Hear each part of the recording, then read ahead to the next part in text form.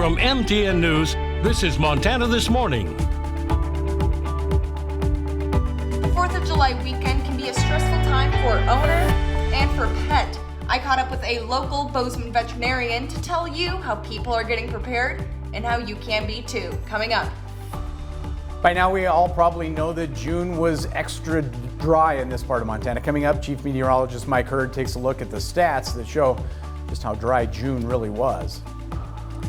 By the way, for days and days, it's been hot. No rain to speak of for most of us. That changed, at least in a short time in Butte yesterday. It wasn't just a little drizzle either. Take a look at that. Rain pounding. Chief Meteorologist Mike Hurd said yesterday's storm brought quite a few lightning strikes around Montana as well. John Amy shot these pictures of the west side of Butte, South Montana Street. John also found some storm damage. A tree house toppled over when the tree was uprooted. That happened in the 1000 block of Farrell Avenue, so no injuries reported as a result of that storm. That's the good news in that, and that's kind of what we've been talking about all along. We are desperate for the potential of some rain. We don't want it all at once. No, that's never good. And those gusty winds are a possibility again today for parts of the areas. We have some showers and thunderstorms fire up once again. You look at our future cast for today, I expect most of the day to be pretty quiet. You just see these pop-up showers and thunderstorms. Temperatures are warm enough that once these air masses get a little more buoyant, which happens, we get some instability in the atmosphere. We could see some pretty decent downpours with some gusty wind. These storms are very quick to form. They're also quick to fall apart, and that means some gusty winds. 90s for the area again today. Luckily, we are seeing a few rain chances. Our Chief Meteorologist Mike Hurd details what these dry conditions meant as we were going through June. I'm meteorologist Mike Hurd here on the Montana State University campus at their co-op weather station watching this rain gauge because this rain gauge had the most precipitation reported during the month of June. It measured about 1.12 inches for the entire month. However, that is about 2 15/100ths of an inch below normal. 34% of average for precipitation in the month of June. And you can see the rankings there are impressive. This was the top 3 driest Junes on record with the exception of MSU. Dillon, Butte, West Yellowstone, Ennis, you're in there at number 1 and number 2, but Belgrade, that is the driest June you've ever seen at Bozeman Yellowstone Airport with about 23/100ths of an inch. Average temperature departures are incredible as well. Anywhere from about 5 to 9 degrees warmer than normal for the month of June. This ranks in the top 5 warmest Junes on record for parts of southwest Montana. I sat in with a webinar with the National Weather Service this morning, and they're projecting very little change going forward for the rest of the summer. Just yesterday, the July temperature and precipitation outlook was updated. Depicts about a 65 to 80% chance of above normal temperatures across the state, with only a 3% chance statewide of below normal temperatures. Precipitation will be highly variable and dependent on thunderstorm development and frequency at any one location, but there is still a strong signal for below normal precipitation of greater than 50% chance. This dry June has rapidly intensified long-term drought across Montana, especially east of the Continental Divide. In fact, the drought monitor shows moderate, severe, and extreme drought conditions has expanded by about 50% over the last 2 weeks from southwest Montana up into the eastern half of the state. The new fire weather outlook for significant wildfire potential from the Northern Rockies Coordination Center for the month of July shows above normal potential for much of western and southwestern Montana, and unfortunately, the entire state will likely see above normal fire potential as well. And we are primed because of the below normal precipitation now ongoing for the last 12 months. It was June of 2020 that we had our last significant wet weather month for southwestern Montana. So going forward, it's expected to be the same, and we are primed for a historic wildfire season. Reporting in Bozeman, I'm Chief Meteorologist Mike Hurd for MTN News. 6:34, thank you, Mike. On the national scene now, according to the Centers for Disease Control and Prevention, 47% of the U.S. fully vaccinated. But nearly all COVID hospitalizations and deaths in our country right now are among the unvaccinated. Dan Grossman spoke with a doctor who says anyone still needs encouragement to get the vaccine. That statistic should be it. Social behavior dictates that when speaking about the majority, attention will naturally shift to the minority. Today we have 5 patients hospitalized. Those whose society dictates have chosen to be different. We observed a direct correlation with the vaccination rate and the decreased rate of hospitalizations. But on this day, Dr. Phil Stahel, the medical director at one of our nation's larger hospitals in Aurora, Colorado, wants to focus on the majority because here in his hospital, it's a copy of much of the country.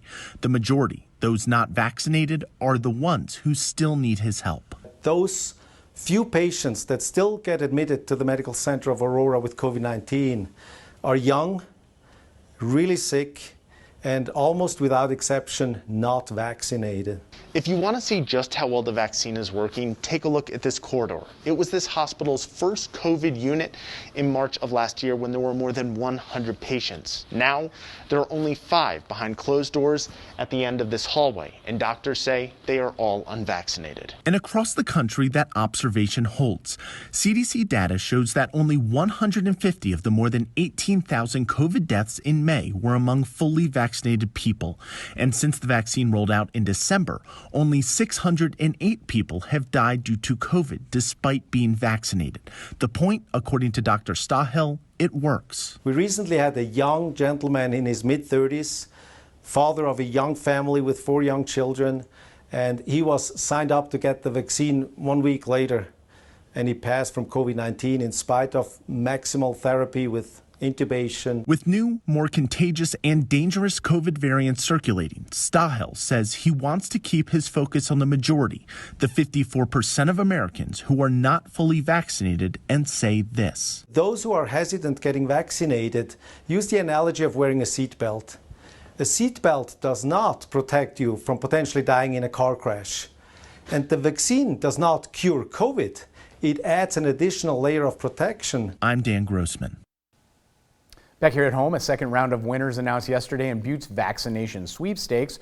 Earlier in the week, health officials drew 5 names from all the fully vaccinated people in Silver Bow and awarded them cash prizes. 3 $5,000 winners were Hadley Lingle, Kyla Marshall Evans, and Abigail Young. The 2 $10,000 winners, Michelle Lewis and Vincent Kurz. Organizers say they hope these weekly drawings will encourage more vaccinations. The whole push behind all this is to get people, to incentivize them to come in, get your shot, do the right thing, protect the people around you. You might be around little kids that aren't old enough to get the vaccine yet, and they're at risk. So that's not what we want. We want everyone protected. By the way, the drawing of winners will be announced each Thursday until September 30th. Love that. 6:37 now. Most of us love a great fireworks display, but maybe not everyone in your household feels the same way. Here's MTN's Jane McDonald with a reminder about watching out for your 4-legged family members this 4th of July. 4th of July is just around the corner, but are you making sure that everybody in your household is taken care of? We have a few of them that will jump out of the window, knock a screen out. And the worst situation was a dog that jumped out of second floor window and ended up with a broken leg. The stress of July 4th is very variable. Some dogs and cats will not be affected at all. So some of them get so stressed out they become destructive. It's a fairly short-lived stress, so if they don't do anything destructive when the fireworks are going off, they're no long term, they're fine. The 4th is often a time of celebration and gathering amongst friends and family. And why would we leave our furry friends out of the festivities? Although some dogs have no trouble with nighttime spectaculars, others may panic and bolt. So what do dog owners do with sensitive dogs? We dispense more tranquilizers in the 2 weeks around July 4th than the rest of the year by far. If you're not going to use anything to help sedate them, you can turn the music up loud, try to block out the sound. Despite the stress that can be put on both owner and pup, there is one thing all pet owners can be thankful for. With Bozeman, everybody looks out for everybody's dog. I'll be working in the yard here at the clinic with my little Scotty Westie cross, and people will stop all the time if the dog gets more like 30 feet away from me. Is that yours? Is that dog okay? You know. Dr. Jacob also recommends having your dog wear their ID tag as well as utilizing a microchip. So be sure to enjoy your 4th of July holiday, but keep your little furry friend in mind when the sun goes down. With MTN News, Jane McDonald. Thank you, Jane. Some good advice there. It is 6:39. We're going to take a quick break. When we come back, what does traffic look like now that we're passing through the pandemic? We'll take a closer look at that when Montana This Morning continues. But first, here's Anthony DeCopel with a look at what's coming up at 7 o'clock on CBS This Morning. Good morning. Ahead on CBS This Morning, we're in Florida, where the search for survivors of the condo collapse resumed overnight. President Biden met with survivors and victims' families. Hear what he told them. Also, as millions of Americans hit the road this July 4th weekend, gas prices are soaring. We'll give you tips for your holiday travel and help you plan your summer vacation. Also, meet a high school principal who delivered a moving personal message to every member of the school's graduating class. That would be more than 450 students. All that and more at 7.